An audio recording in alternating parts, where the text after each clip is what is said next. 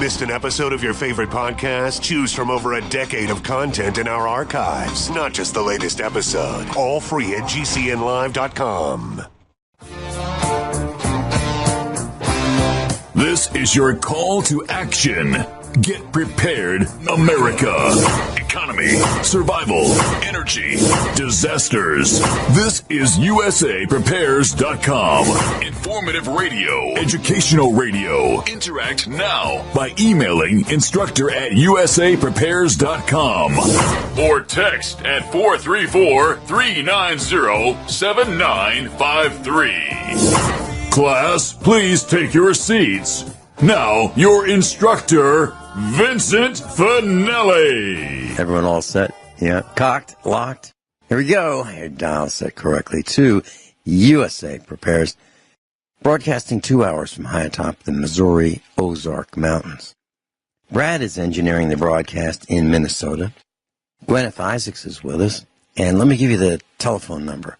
866-582-9933. 866-582-9933. And I'm not going to give you the telephone listen line number because it's not working.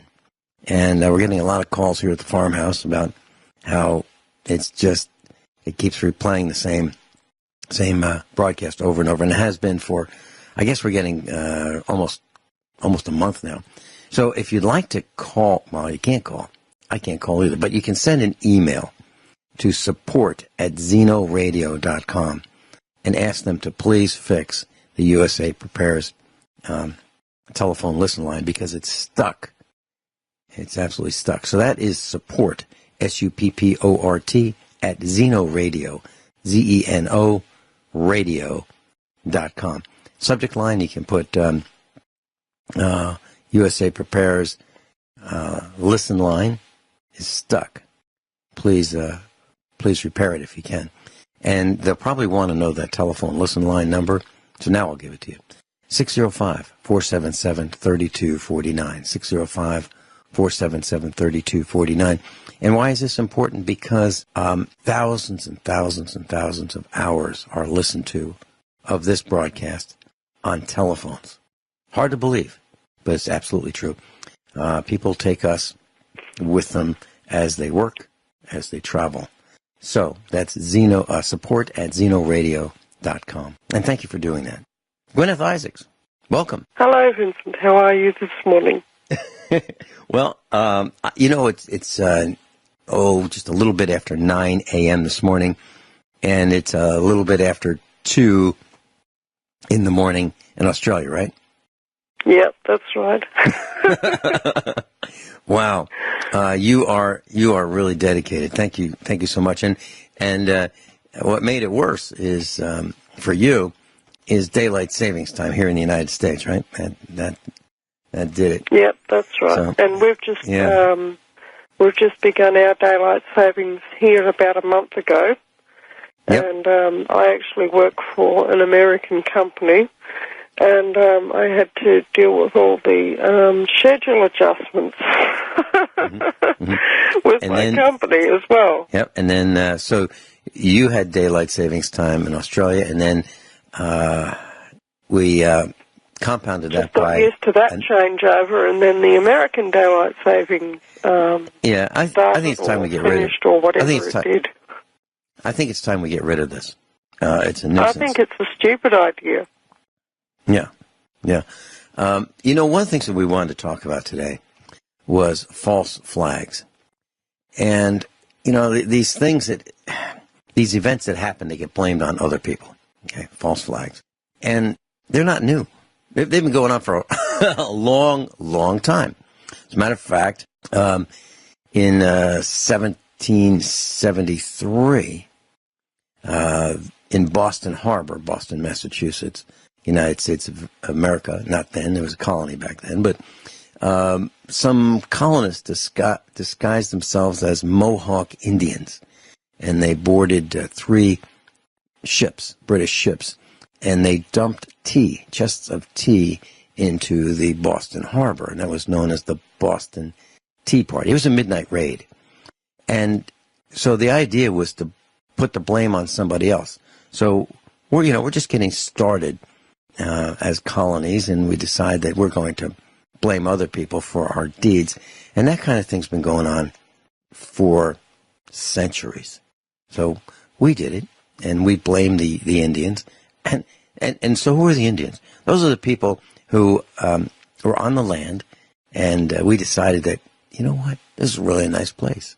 It's so nice, we'd like to have some. As a matter of fact, we'd like to take it over. And then what do? We used biological warfare, and we gave the Indians some blankets to keep them warm, and they were disease-ridden, and then the Indians died. I mean, we shot them with guns from a distance. We shot them with cannons. We were just horrible. So, we kicked it off pretty early in the game with the false flag. And we're not the only ones that do that. And it's been going on for a very, very long time. As a matter of fact, I've got an article in front of us from Republic Broadcasting. And it says, presidents, prime ministers, congressmen, generals, spooks, meaning CIA types, soldiers, and police admit to false flag terror. So, and if we just go on, it says, in the following instances, officials in government which carried out the attack seriously proposed an attack admit to it, either orally, in writing, or through paragraphs or videos, or photographs or videos. So, you want to talk about that, Guineith? Some of these false flag events? Yeah, because, of course, what happened over the weekend with this church in Texas, and 27 people basically getting murdered by a nutcase, and the predictable response of the brainless left was to A, blame the guns, and B, assert that the way to cure this sort of problem is to get rid of the guns. Yeah. Just so that just so the police have the guns, right? It'll be a one-way shootout. Yeah.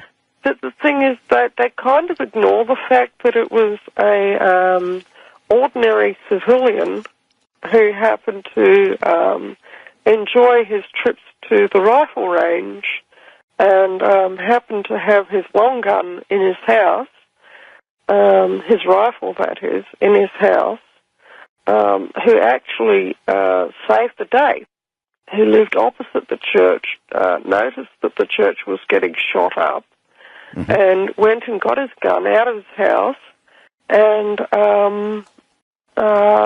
basically put this evil soul out of commission and gave him a quick trip down to the Universal Barbecue Center.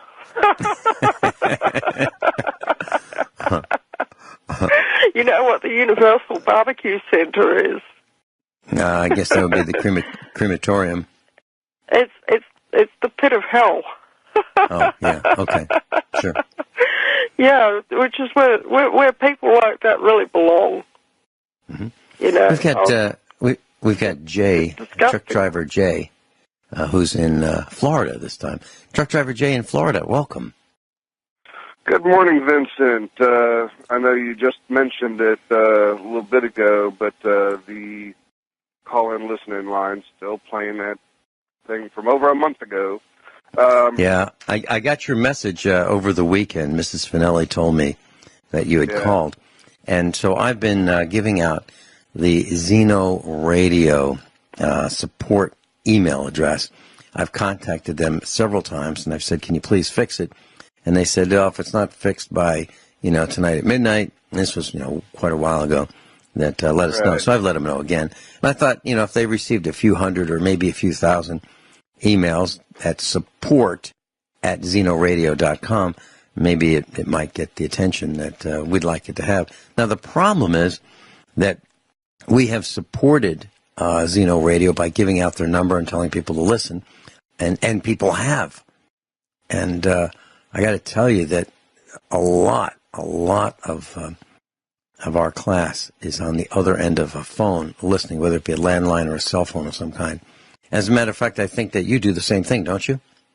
Yes, I listen to the listen-in line, and I've been trying to listen to the show, but it starts off no matter what time of day I try to call in. It starts off right at the beginning, with bliss.com, and you got to listen to the whole program to get to where you were before. Yeah, and it's frustrating. You were talking about this thing in Texas that happened. Yeah. Yeah. Okay. Anything happens to the homosexual community, you're gayophobic. If anything happens to you never hear the end of it. And if it had been a mosque, it just about would have been World War III. Yeah, then you're homophobic. If you are, if you do something against the blacks, you're against, you're blackophobic. Well, how about Christian phobic? Christophobic. Nobody's talking about that. Well picked. Nobody's talking about that. Christophobic. Yeah. Or godophobic, because this guy was an atheist, and nobody's talking about that. And the we'll call them liberals were right out early in the game, letting us know that we need to have gun control. And President Trump made a comment, and it was quite apropos, and it was, and I'm paraphrasing, that we're fortunate to have someone with a gun nearby, and that's the right answer. Yeah. And if everybody in the church carried a handgun, it'd be pretty unlikely that that kind of event would happen. As a matter of fact, if everyone in an automobile or a truck carried a handgun, there would probably be very little road rage. It would be more like, you go first. No, go ahead. You go first. No, go ahead. You go first. Be more like that. We'll be right back. Guineith Isaacs is with us. And so in this article that we're talking about on Republic Broadcasting, it's written by Ken, K-E-N, and it says, false flag, a horrific staged event blamed on a political enemy and used as a pretext to start a war or enact draconian laws in the name of national security. Goes on to say, here's one of the false flag events. Japanese troops set off a small explosion on a train track in 1931, almost 100 years ago, and falsely blamed it on China in order to justify an invasion of Manchuria. So that's in 1931. And then another one says a major with the Nazi SS admitted at the Nuremberg trials under orders of from the chief of the Gestapo, he and some other Nazi operatives faked attacks on their own people and resources, which they blamed on the Polish, in order to justify the invasion of Poland. Another one says the minutes of a high command of the Italian government subsequently approved by Mussolini himself. There was an admission that violence on the Greek-Albanian border was carried out by Italians and falsely blamed on the Greeks, an excuse for Italy's 1940 invasion of Greece. Goes on, doesn't it? Yeah, and unfortunately, if anyone breaks wind at the wrong time, it's blamed on the Jews. Internationally, that's just how it is. And you see this. If there's any major political thing, you just wait for the Jew haters to come out and start blaming Israel or the Jews or the Zionists for whatever the latest problem has been. Everything from 9/11 to the latest mass shooting. And it kind of gets a bit tiresome after a while because, There are other groups in the world, and every nation has its own little mafia. And, my boys, they were saying, "Oh, Mum, what do you think this thing is of this guy?" And I said, well, it's going to be one of a few things, okay? He's either going to have, they're either going to find out that he's recently converted to Islam, or that he's an atheist, and or that he's, an Antifa patsy, basically. And as it turned out, there were people that said that it was the first, but I don't know that there's any evidence for that. But as it turned out, that they were really, really quick to get rid of his Facebook page. They did not want people seeing his Facebook page. Mm-hmm. And you know why? I reckon that he probably had a lot of Antifa literature on his Facebook page, but they forgot to get rid of his other social media accounts, and people went and looked them up, and sure enough, he was somebody who believed that basically that the fascists were to blame for absolutely everything, and that that if you didn't support Antifa, that you're a Nazi, yada, yada, yada, yada, which is basically classic false flag type psychology, and you'd be an absolute fool to actually fall for it, because obviously the world's a very complicated place, and it gets more complicated when you start to deal with politics and political groups. And all of these people who are sucked in by all this Antifa propaganda, they kind of neglect to remember that the whole Antifa movement is actually funded by George Soros, who's one of the most wicked creatures who's walking the face of the earth at this time. But that's not his name. His name is not George Soros. That's the name he uses. It's George Schwartz. Yep. We'll be right back. I'll be right back. Class, if you'd like to get in touch with Guineith Isaacs, you can just go to usaprepares.com, click on the Instructors tab, and you'll find a link that'll take you to her Facebook page.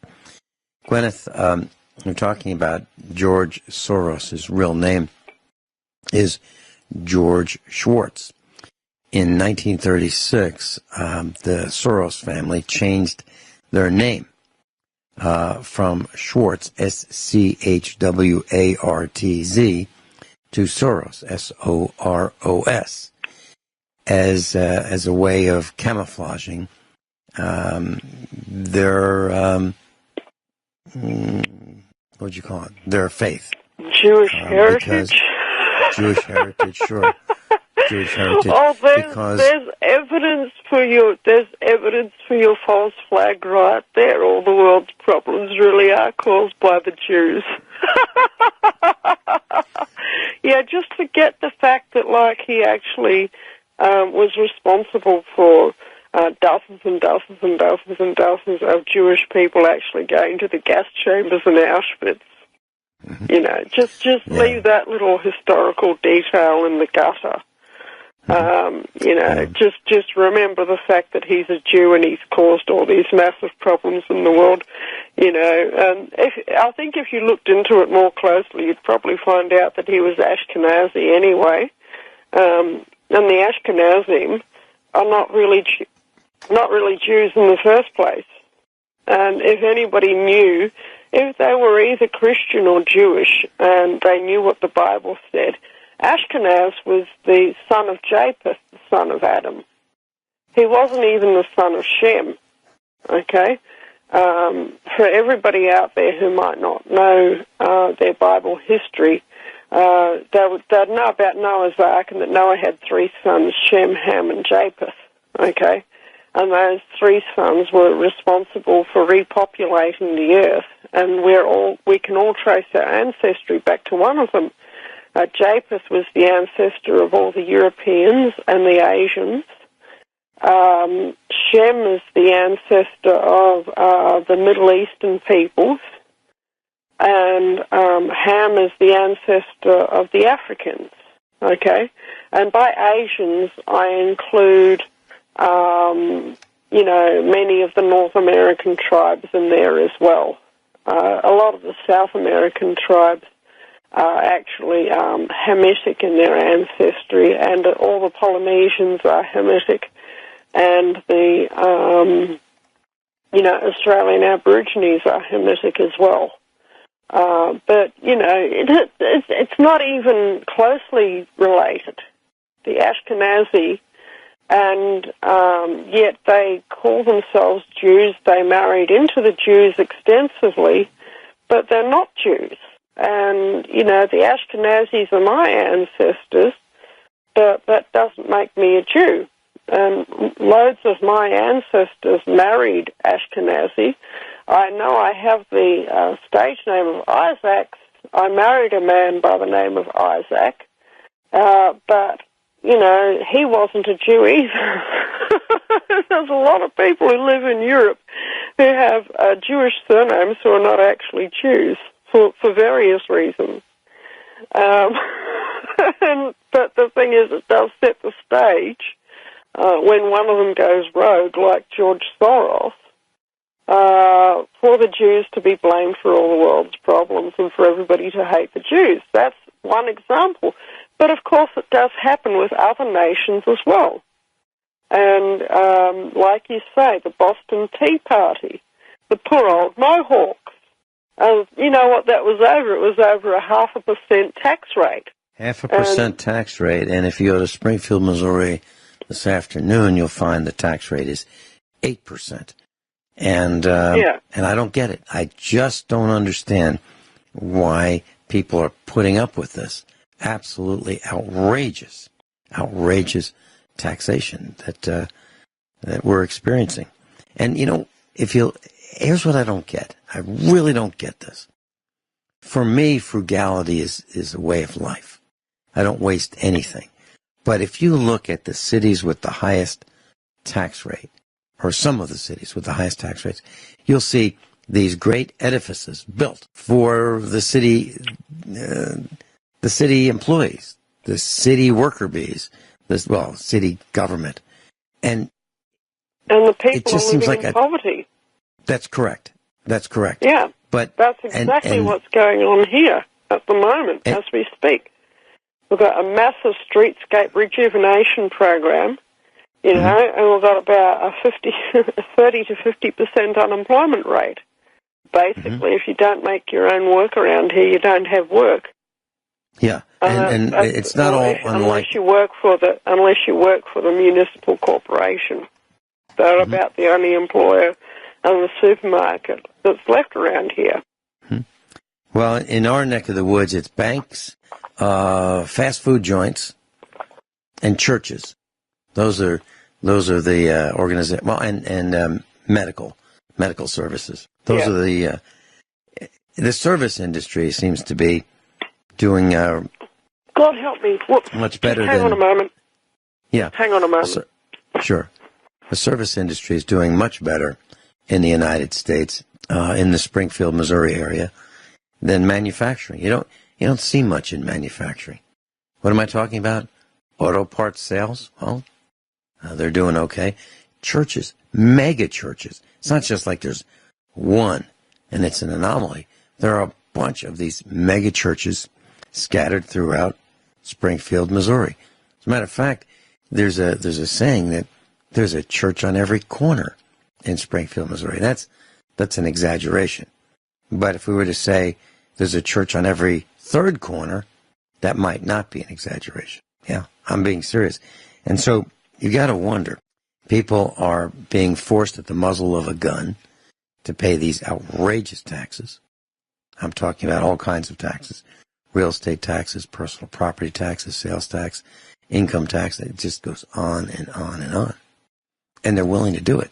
And they're willing to give up a third of their income. And they're also willing to let the government tell them about health care. Heck, health care has been going up 25% or more per year for years, ever since the dark days of the United States. I mean, the recent dark days. I'm talking about the Obama and Clinton administrations. Yeah. Hillary and Barry Soetoro. Job opportunities are gone. About 1/3 of Americans don't have jobs. Now, some people are, maybe like my mom in her 90s. She doesn't need to have a job. She's already done her work. And then there are some young people who are less than 15 years old. They don't have to have jobs either. But they could have, jobs around the neighborhood, cleaning up, raking leaves and things like that. But the statistics that I read are about 100 million of us don't have jobs. It's a lot. It's a lot. Hello, I'm back again. Yeah. We're talking about the number of people in America who don't have jobs, about 1/3 of us. Now, some of us are, seniors, and some of us are very young, but 1/3 of us don't have jobs. Yeah, and most you look of at the people who do work for the corporation of government. Yes. And something, stealing. That's the real fascism. And you notice, that these ignorant plebeians in the, organization called Antifa, most of them are woefully ignorant on what fascism actually is. It's the merger of state and corporate power. And don't believe me, go and type that phrase into your favorite internet search engine, and you'll come up that it's a quote from Benito Mussolini. And he ought to know. And if the people out there don't know who Benito Mussolini was, he was the fascist dictator of Italy during the period of World War II. And he was cooperating with the Nazis, fully cooperating with the Nazis. They were going to work together, and they were going to stitch Europe up, and they were going to rule Europe together. So, it sort of puts all of their political Bravo Sierra into the gutter. They don't know what they're talking about. They've got the entirely wrong people picked out for their little campaign, that they're working for somebody who was basically working hand in fist with the Nazis, who was working hand in fist with, Benito Mussolini. And he, their ignorance for anyone out there who's actually studied history is absolutely mind-boggling, But they don't know it because their university professor didn't tell them that. Let me share a little story. Isn't it, Vincent? Yeah, let me share a little story with you. Kind of shows how this works. I was talking with a guy who was no longer in the state government in Missouri. And he was telling me that he found out that he no longer had a valid driver's license. And that was because he did something that frosted the governor. So he did something as a representative that got the governor mad at him. Next thing he knows, his driver's license is no longer valid. And he's subject to arrest because his driver's license is no longer valid. So, allegedly, the governor turns the police, that'd be state police, county police, local police, all the police, against this guy. So if this guy makes a turn without a signal, does something to get pulled over, next thing he knows is he's under arrest for operating a vehicle without a driver's license. All because the governor was frosted with something that he did. Now I'm going to tell you how that affected. Yes, that's why I said it. Guineith Isaacs is with us. So years ago, we had a really big expo, and I think about 6,000 people came, and so we're starting to get noticed as an organization that could get people to show up. Now, it's one thing to talk on the radio and mention your thoughts and comments and things that you think are true and experiences. That's one thing. That'd be maybe talk radio, as it's called. It's another thing to be involved with what we call do radio. We don't just talk about it, we do it. And for years we were able to have these expos. We enjoyed having them, and a lot of people showed up. So that seemed to get the attention of the other team. Well, my wallet was in a bag, a small, you might call it the size of a notebook computer case. And I had my long check register in there with some credit cards and cash and, things like that in this bag. And that is what I carried with me as my mobile information center. I had everything I needed in there. And it was stolen from my truck one day. And the moment I realized it, which was right after it was stolen, I reported to the police. And I went to the Division of Motor Vehicles to get a replacement driver's license. So I went in there and I thought, well, that's going to be a nuisance, but I should do it. Next thing I know, I'm denied getting a replacement license because my driver's license was revoked. Mm-hmm. It was suspended. I was operating my vehicle with a suspended license. Why was it suspended? Because there was an unpaid fine. So I'm trying to think about... And let me guess, you didn't even know about the fine in the first place. How did you know? So I didn't know about the fine in the first place. That's so I challenged... entrapment. Okay, That's entrapment 101. Yeah, so I'm operating this vehicle without a state government approved permit, and every single police officer can arrest me, every one of them. And I'm just going along in my merry way, totally oblivious to the fact that someone has caused this to happen.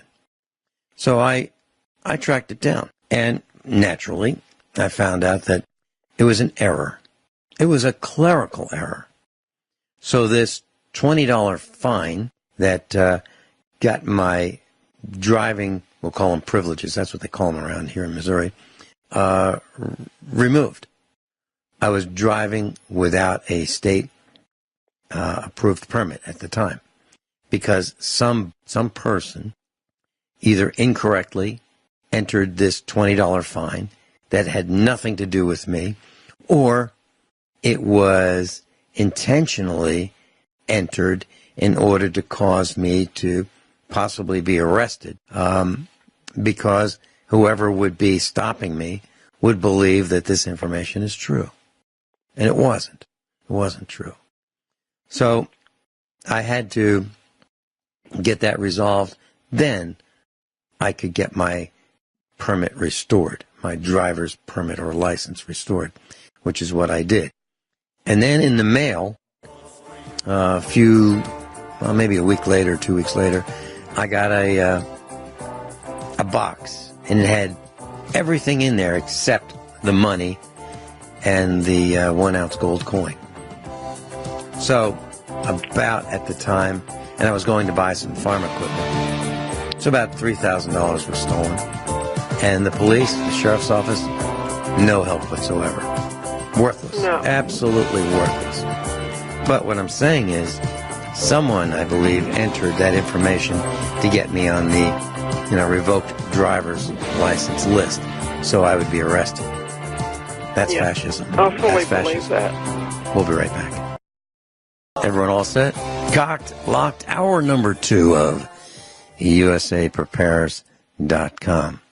Gwyneth Isaacs is with us live in Australia. Gwyneth, I just heard on the news just now, just before the intro to this hour number 2 of USA Prepares, about this new camera that has facial recognition built in. And I'm thinking about this, like, how good is this? Well, what comes to mind is, since Google is involved, those images that get tagged with who people are, I'm sure it gets uploaded to the cloud for safe storage. Mm-hmm. And now Google has even more images of us. Okay? That's one thing. Now I was thinking about another thing. I want to politely tell people who come to our house, you know what? Leave your phones in the car. That would be a good thing. Because I want to say it politely. And, I've had a sign on the door that says no cell phones.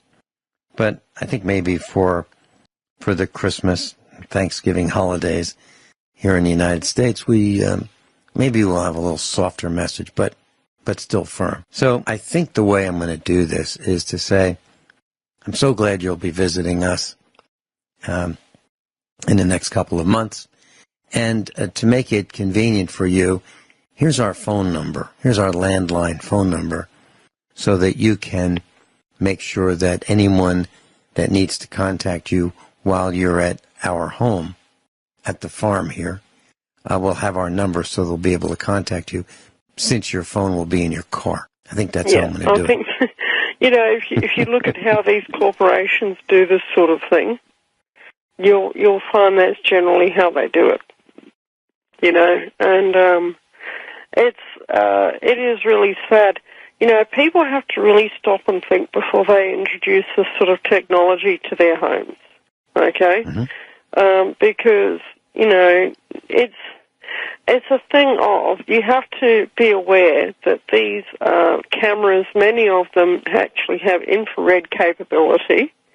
That means they can see in the dark. Are you really sure that you want, let's say, for instance, images of you getting in and out of the shower to be uploaded to the cloud? That's a really good point.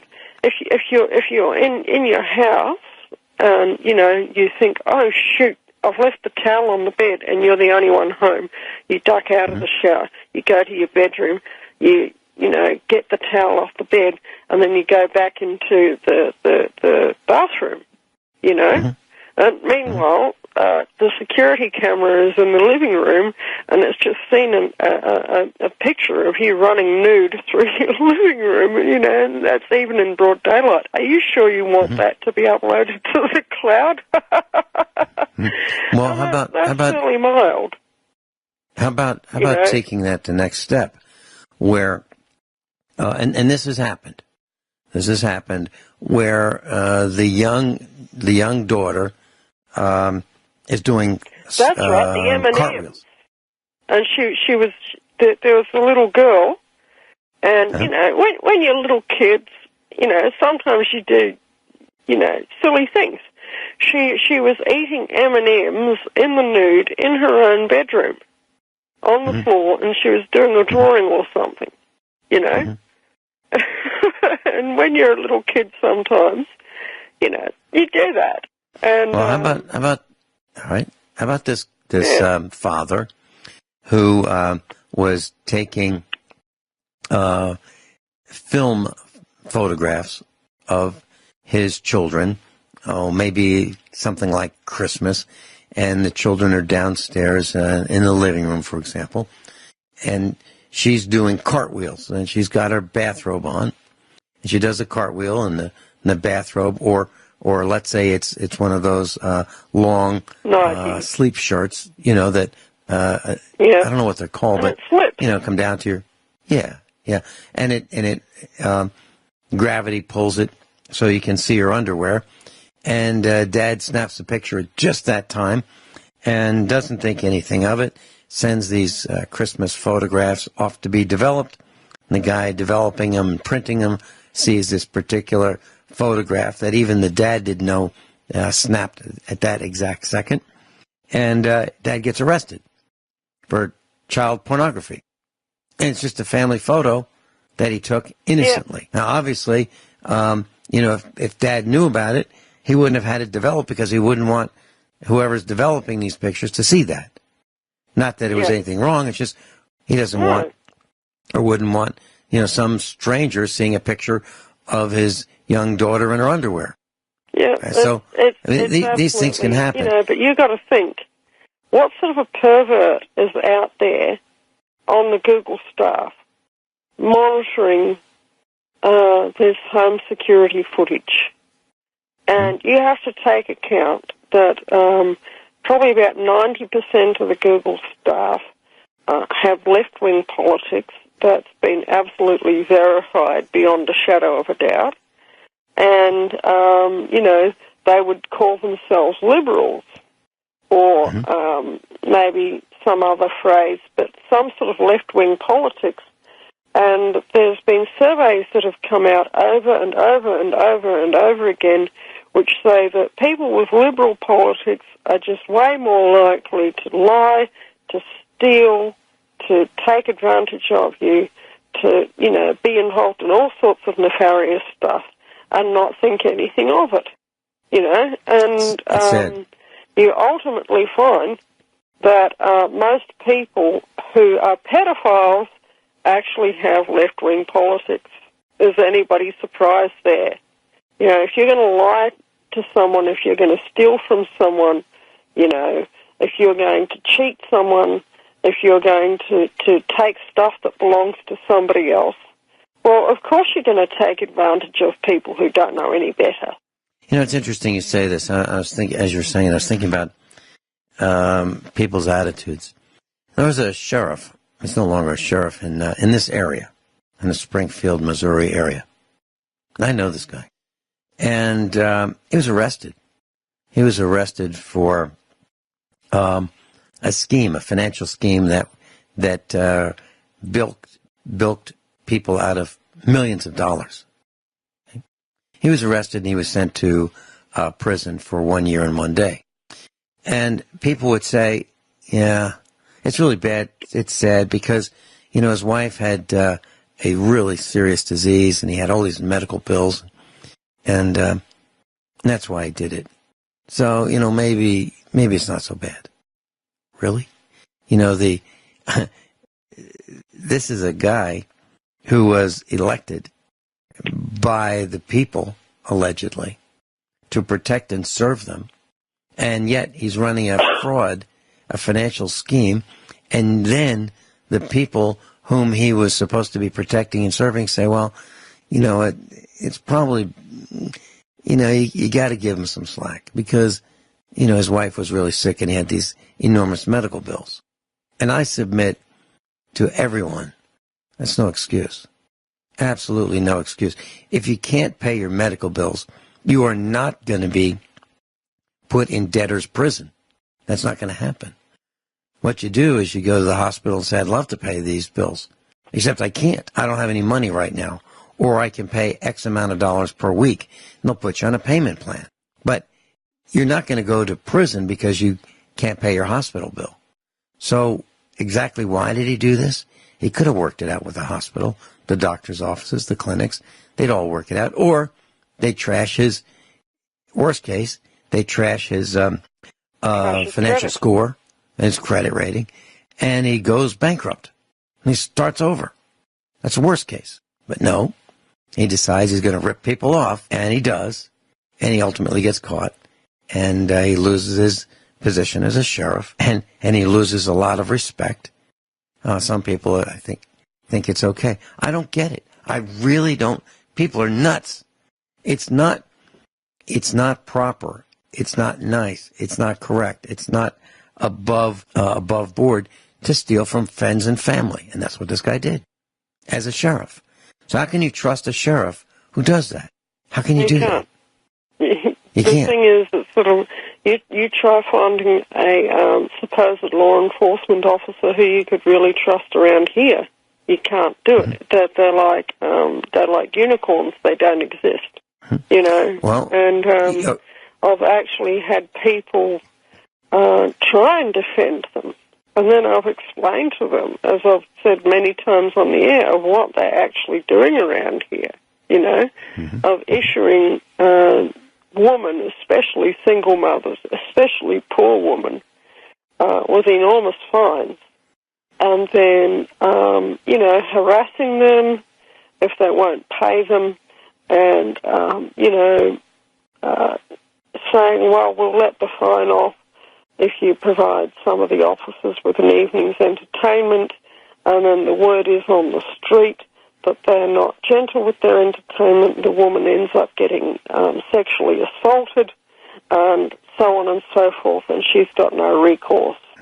Now, you've mentioned this. You've mentioned this in the past. That's definitely not okay behaviour. You know, right. What gives them the right? This is the real fascism that is out there because they work for a private corporation called Serco, and they're posing as a government. And Serco is one of the largest what do they call it? Military contractors. You go on the internet and you type in SERCO, Serco, and you'll find that they're one of the largest black ops and paramilitary contractors on the earth. And they're running our police in the state of Victoria. Plus, Guineith Isaacs is with us. And she's live in Australia.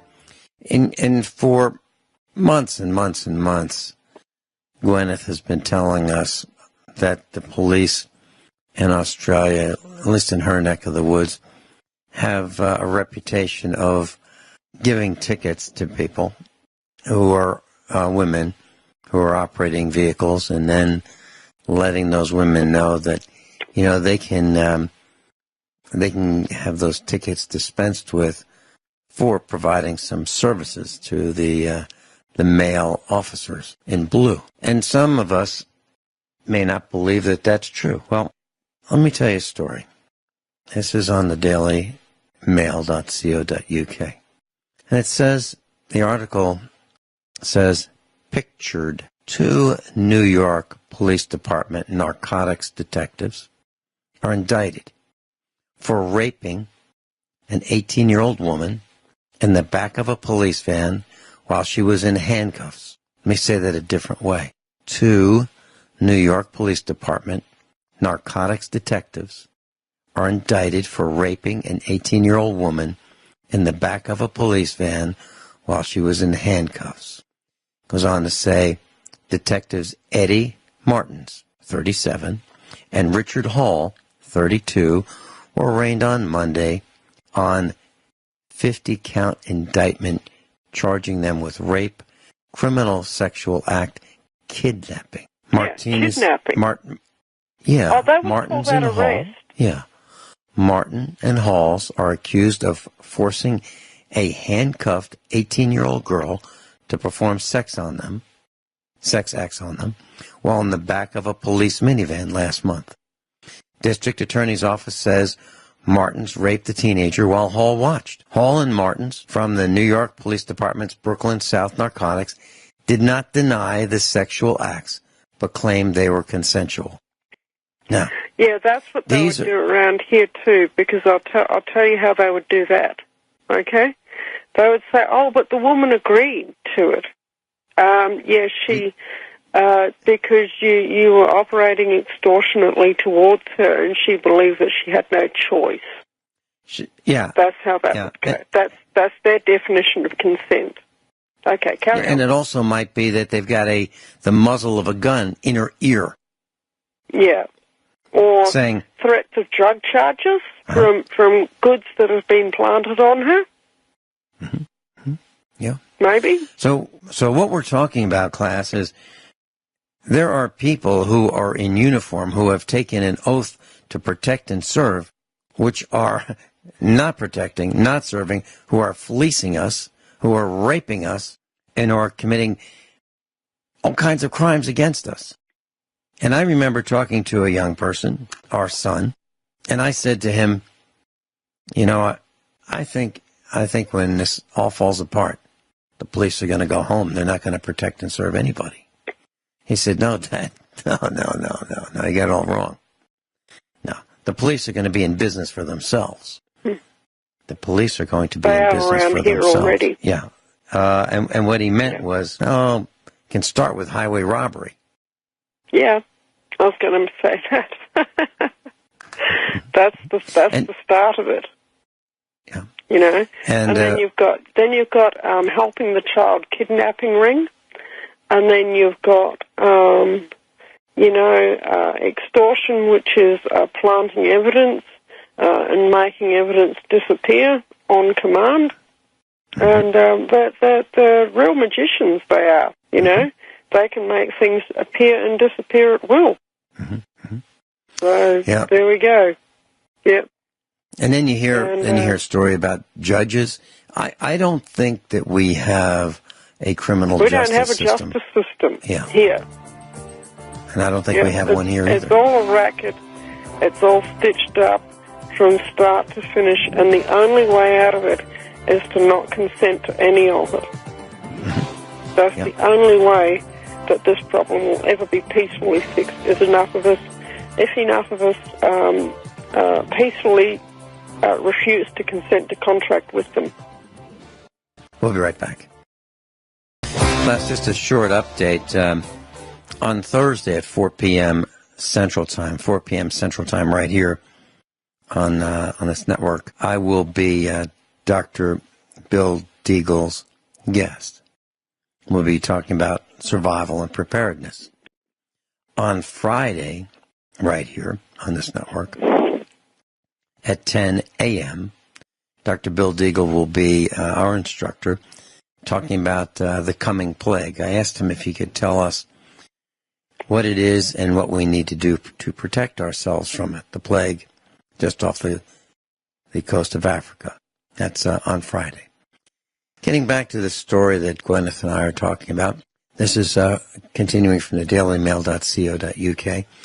According to a press release from the District Attorney's Office on September 15th, at around 7:30 p.m., the two detectives, Martins and Hall, were on duty, riding in a Dodge Caravan as part of a team of plainclothes detectives conducting a buy and bust operation in the 60th precinct. They left their post without authorization and drove to a section of Brooklyn. Just after 8 p.m., the officers pulled over an Infiniti coupe driven by the 18-year-old, this is the woman we're talking about, with two male passengers. After observing some marijuana in a cup holder, Hall and Martins ordered the two men and women to get out of the car and asked if they had any drugs on them, according to the investigation. The 18-year-old woman admitted to be in possession of marijuana and two pills, after which the detective put her in handcuffs and told her she was under arrest and would be getting a desk appearance ticket. They let her male companions go and instructed them to pick up their friend from the precinct in 3 hours' time. A short time later, the detectives told the teenager to call her friends and tell them not to follow the police minivan. Let me say that again. A short time later, the detectives told the teenager... that should have been alarm bells right there. Right. It should have been alarm bells. Mm-hmm. Those friends should have said, no, we'll follow the van. We're going to look after our friend. Yeah. So, to repeat... They should not have left her to their devices. Right. To repeat, a short time later, the detectives, and these guys are on duty, told the teenager to call her friends and tell them not to follow the police minivan. Detective Martin allegedly told the young woman that he and his partner are freaks and asked her what she wanted to do to get out of the arrest.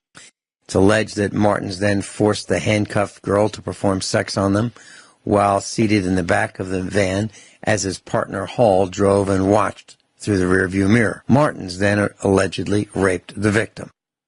When the cops reached Bay Bridge, about 4 miles from the site of the traffic stop, Martins and Hall, these are the officers, allegedly swapped places, with the former getting behind the wheel and the latter getting in the back seat, where he allegedly forced the 18-year-old to perform a sex act on him as well. Martins and Hall then drove back to the vicinity of the 60th precinct and had the victim call her friends again to tell them she was being let go. They allegedly gave her back her pills and told her to keep her mouth shut and released her. The 18-year-old, this is the woman, the girl, the 18-year-old told her friends what happened, and later that evening she was taken to the hospital where a rape kit was prepared, DNA was recovered from the victim, and it was a match to Martins and Hall, the detectives. After the allegations broke, they and their supervisor were placed on modified duty and stripped of their badge and guns. 2 officers have since been suspended without pay. Now, here's my comment. That's not sufficient. They should be they get a paid holiday. Jail. They should, yes. Yeah, they get a paid holiday. Yeah, they should be in jail awaiting trial. And by the way, this is just a comment, okay? That's exactly the same modus operandi that they use around here, okay? They never, directly ask the woman, they leave it for the woman to figure out for herself, okay? So here they pull the woman over, they give her a $758 fine or whatever in one hit. That's generally about the figure. And then they leave her to think about it for a moment. And they go to their car, they sit there in their car, they pretend to do some paperwork for about, 15 minutes or whatever. And then they come back and then they say, here's your ticket, your license, and, you can go now or whatever. And then, it's very, very foolish to actually drive off before the cop because the cop can, so he'll sit behind you for about 5 or 10 minutes pretending to do paperwork, and then he'll drive off. You know what I mean? So he never directly says it. But in my case, Brad Hyatt, who at that time was, high up in the ranks at the Wedderburn police station, he actually said, I'm coming around to your house later, and that's a direct quote, okay? And, you can fill in the blanks what for. And he said that he, at that time, I've got concerns for the welfare of your children, which is basically a threat to get the child protection involved. And we'd been working hard all day building fences and carting fencing materials. All right? And so my children and I were hot, sweaty, tired, and basically really grotty, as you would be after a hard day carting fencing materials and doing farm work and all that sort of stuff. But that's basically, that's how they operate. They say, let me ask you this. To your house later. Or they issue you with the ticket and then they go back to their police car and just sit there for 10 minutes. You know what I mean? Until they figure out that... But Georgia, New Hampshire... Georgia, New Hampshire is joining us. George, before we go on to your thoughts, Guineith, what would happen if your husband, Archie, were alive at that time when the police said they were going to come around to your house? I don't think I'd like to say it on air, but it wouldn't be very good for that police officer. That's kind of what I was thinking. If he was still alive, let's just say he had lots and lots of friends. Okay, and his friends tend to have criminal records anyway. He was never arrested, never in his life. But he had lots of friends who were criminals anyway and didn't really care if they got arrested and got put inside for a little while. Yeah. Georgia, New Hampshire, welcome. Hi, Vincent. Hello, Guineith. I was in law enforcement for a time, and I'll tell you, the saying was, if a man lasted more than 5 years on the job, now I'm not going to say this for everyone with that brush, but too many times I'd say it fit. It was a combination. I'm going to be a little crude here. It was considered booze, broads, and bribes. And there were a lot of any one of those available to someone who decided to dip into that particular slush fund. Now, I'll say this. When you expect an individual to go down a dark alley and they have to go after somebody who may or may not have a gun, or go into a bank where somebody's holding up or holding hostages, I'm just saying it takes a special kind of an individual to be able to do that at a moment's notice. Now, a lot of them find that they were attracted to the job not because of necessarily a deep calling, although I would say many of them do when they join. And then they realize what they're up against, and they realize what's expected of them, and they realize that they have to see more, as I told you once before a long time ago, Vincent, that they see more in 2 weeks than the average person may see in a lifetime. And I've seen too many of them go off the deep end, commit suicide, basically have nervous breakdowns and have to be retired from the force. And then you have a certain element of the other ones who basically they tough it out. The marriages go south. And all I'll say is just that it reaches a point where then you have another kind who they're going to use it to their own advantage, and they're corrupt. And maybe they wanted the job to get into that position and to have that kind of authority and have the badge as a shield to prevent them from being prosecuted for their own malicious and evil actions. George, it's difficult for me to envision you being a law enforcement person, but I can envision you being a police officer. I appreciate that compliment and that distinction. But I will say I really mean that. Vincent and Guineith, you know and I know there are predators. And predators come in all shapes and sizes. They might wear a suit. They might wear a dress.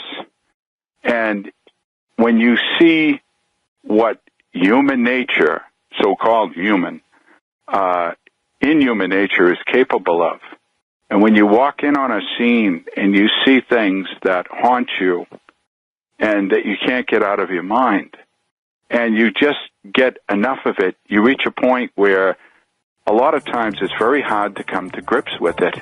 And I remember when I came home at the end of the day, I'd not only be exhausted, I didn't want to go out, I didn't want to go anywhere, I didn't drink, I didn't smoke, I didn't do drugs, but if I was of that persuasion or I had a tendency towards that, let's just say there would have been ample opportunity for it. But again, like you say, honesty and integrity.